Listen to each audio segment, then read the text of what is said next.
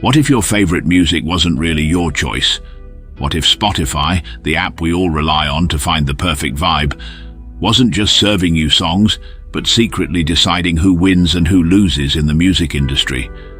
And what if the Kendrick Lamar versus Drake rivalry was more than just hip-hop beef? What if it was part of a larger engineered plot by Spotify and the industry to crown a new king? Today we're peeling back the curtain on the alleged conspiracy that could redefine streaming. And trust me, by the end of this video, you'll never trust your playlist the same way again. It's January 2024, and Kendrick Lamar drops Not Like Us, a song so good it could probably convince your least favorite uncle to start quoting rap lyrics. Critics called it a masterpiece, and fans, they were losing their minds. The song was raw, poetic, and unapologetically Kendrick. Some even thought it was a subtle jab at Drake's polished, hit-making dominance. But while the song itself was undeniably incredible, its success was, well, suspicious. Kendrick's streams weren't just high, they were impossibly consistent.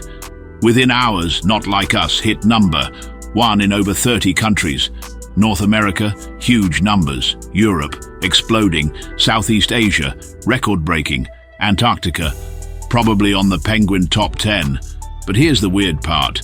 Most hits grow organically, starting strong in key markets and then spreading. But Kendrick's success? It felt like Spotify handed it the keys to the entire algorithm on day one. Normally, you'd expect uneven growth. A hit in the US might take a week to catch fire globally, but Not Like Us, it had simultaneous success everywhere. That kind of global synchronization screams algorithmic help. And it wasn't just the numbers. Not Like Us was on every playlist imaginable. Rap Caviar made sense, but chill vibes, acoustic sessions. Kendrick is great, but acoustic? Really? It felt like Spotify was saying, no matter where you go, we're going to make sure Kendrick is front and center. And that's when fans started to notice. Now let's talk about Drake, the man who's been the face of Spotify for over a decade. With hits like One Dance and God's Plan, he didn't just dominate charts, he defined them. Spotify and Drake were basically BFFs, or so we thought. But when Kendrick's track skyrocketed, Drake suddenly found himself in uncharted territory, playing second fiddle. And let's just say, he wasn't taking it well. In February, Drake's team filed an appeal accusing Spotify of manipulating the game. According to his lawyers, Spotify wasn't just promoting Kendrick, they were actively suppressing Drake. Playlist placements? Gone. Algorithmic visibility? Ghosted. Rap Caviar? Let's just say it wasn't a friendly vibe anymore.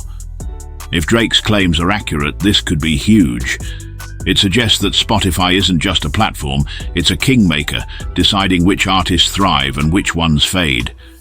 Imagine thinking you're playing a fair game, only to find out the referee is secretly rooting for the other team. Drake's team also pointed to some convenient timing. Right as Kendrick's track started dominating, Drake's newest singles began mysteriously disappearing from Spotify's biggest playlists. Coincidence? Drake doesn't think so, and honestly, neither do we. Let's face it, Spotify doesn't just play music, it plays the game.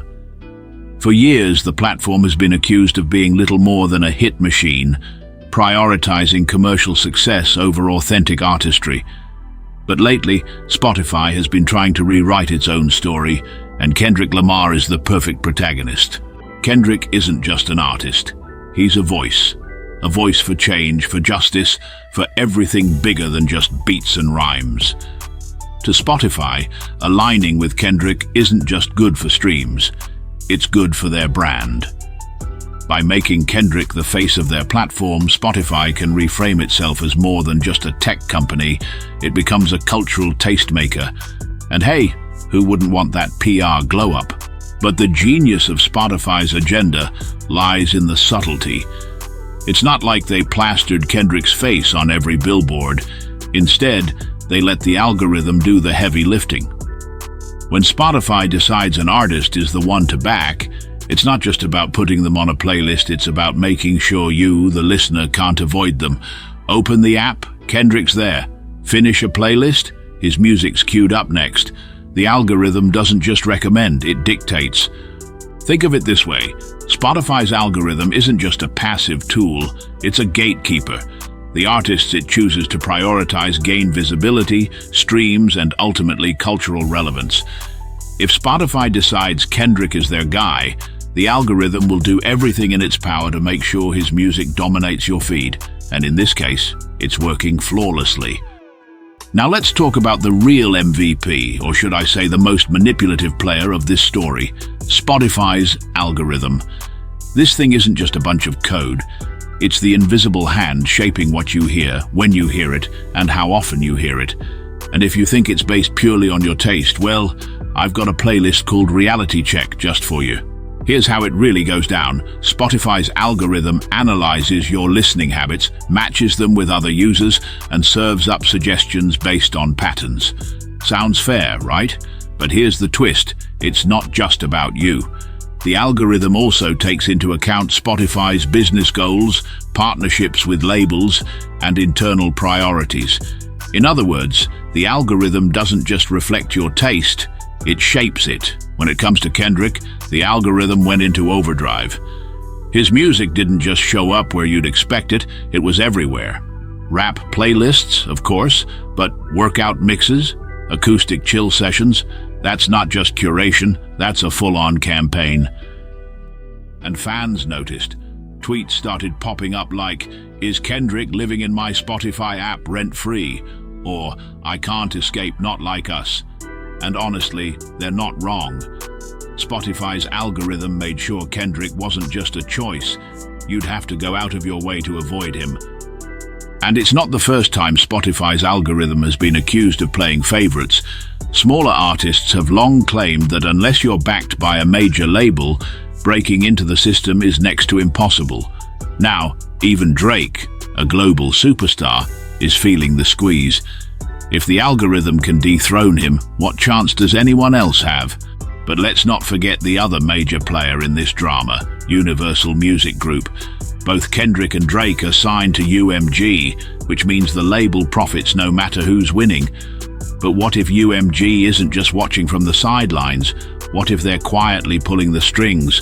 Kendrick is the future. His music is timeless, his message is powerful, and his appeal extends far beyond traditional rap audiences. UMG knows this, and they're banking on Kendrick not just as a musician, but as a global brand. For Drake? Well, his dominance might be nearing its expiration date. UMG isn't just any record label, it's the biggest and most influential in the world. Over the years, they've been behind some of the biggest shifts in music. So, if they've decided Kendrick is their next golden child, it's not just about Spotify, it's about reshaping the entire industry. Let's put it this way, if UMG has chosen Kendrick as their next big investment, they're going to make sure every platform from Spotify to TikTok falls in line. And if that means quietly nudging Drake off the pedestal, so be it. So what does this all mean for the future of music? Well, for one, if Drake's appeal gains traction, it could force Spotify to answer some very uncomfortable questions. Are they really just a platform, or are they secretly deciding the winners and losers in the industry? And if they are, what does that mean for the rest of us? For fans, this raises a much bigger issue. How much of what we listen to is really our choice? When you open Spotify and hit play, are you discovering new music, or are you just following a trail the algorithm set up for you?